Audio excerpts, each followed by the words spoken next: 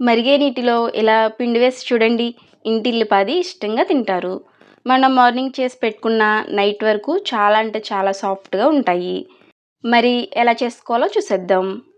First కడాయి పెట్టుకుని అందులోకి 1 cup వరకు వాటర్ వేసుకోవాలి. ఈ నీళ్ళను బాగా మరిగించుకుందామండి. ఇప్పుడు ఇందులోకి రుచికి సరిపడినంత ఉప్పు వేసుకుని ఒకసారి మిక్స్ చేసుకుందాం.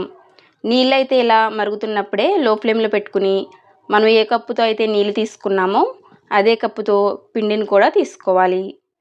పిండి మొత్తం కూడా వాటర్లో కలిసే విధంగా బాగా మిక్స్ చేసుకున్న తర్వాత స్టవ్ ఆఫ్ చేసుకుని పిండిని చల్లారనిద్దాం. ఇప్పుడు పిండిని వేరొక ప్లేట్లోకి తీసుకుని పిండి గోరువెచ్చగా ఉన్నప్పుడే 1 టేబుల్ స్పూన్ వరకు ఆయిల్ వేసుకుని పిండిని బాగా ప్రెస్ చేస్తూ కలిపేసుకోవాలి. మనం చపాతీ పిండి ఎలా కలుపుకుంటామో ఆ విధంగా అయితే ఉండాలండి పిండి. పిండిని మనం ఎంత బాగా ప్రెస్ చేస్తూ కలుపుకుంటే మనకు పిండి అంత సాఫ్ట్గా వస్తుంది. మనం రోటీలు చేసుకునేటప్పుడు కూడా క్రాక్స్ రాకుండా ఉంటాయి. రౌండ్గా బాల్స్లో అయితే ప్రిపేర్ చేసుకుని తీసుకోండి. నెక్స్ట్ కొంచెం పొడి రాగి పిండిని తీసుకుని పిండిలో డిప్ చేసుకుని చపాతీ షేప్లో అయితే చేసుకోవాలి. మరీ గట్టిగా ప్రెస్ చేయకుండా లైట్గా ప్రెస్ చేసుకుంటూ చపాతీలా అయితే చేసుకోండి. మీకు రౌండ్ షేప్లో చేయడం రాకపోతే ఏదైనా రౌండ్ ప్లేట్తో కానీ లేదా నైఫ్తో కానీ రౌండ్ షేప్లో కట్ చేసుకుని తీసుకోండి. అన్నిటినీ కూడా ఇదే విధంగా ప్రిపేర్ చేసుకుని తీసుకోండి. నెక్స్ట్ పెనం పెట్టుకుని వేడైన తర్వాత మనం చేసి పెట్టుకున్న రాగి రోటీలని వేసుకోండి.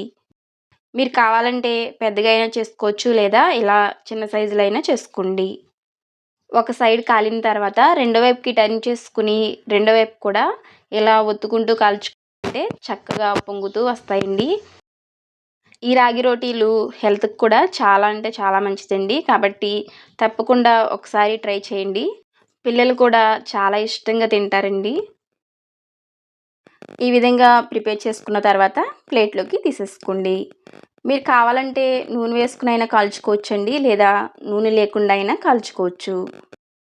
మీకు ఒకటి నూనె వేసి కూడా కాల్చి చూపిస్తాను చూడండి. చక్కగా నూనె వేసి కాల్చుకున్నా కూడా చక్కగా పొంగుతాయండి. నైట్ వరకు కూడా సాఫ్ట్గా ఉంటాయి. వీటిని నాన్ వెజ్ కర్రీస్తో కానీ వెజ్ కర్రీస్తో కానీ వేటితో తిన్నా కూడా చాలా అంటే చాలా బాగుంటాయి. ఎంతో టేస్టీగా ఉండే రాగి రోటీలు అయితే రెడీ అయిపోయాయండి. మన వీడియో నచ్చినట్లయితే ప్లీజ్ లైక్ చేసి సబ్స్క్రైబ్ చేసుకోండి. అలాగే షేర్ చేయండి. రాగి పిండితో ఇలా కొత్తగా ట్రై చేసి ఎలా వచ్చిందో కామెంట్ చేయండి. Thank you for watching.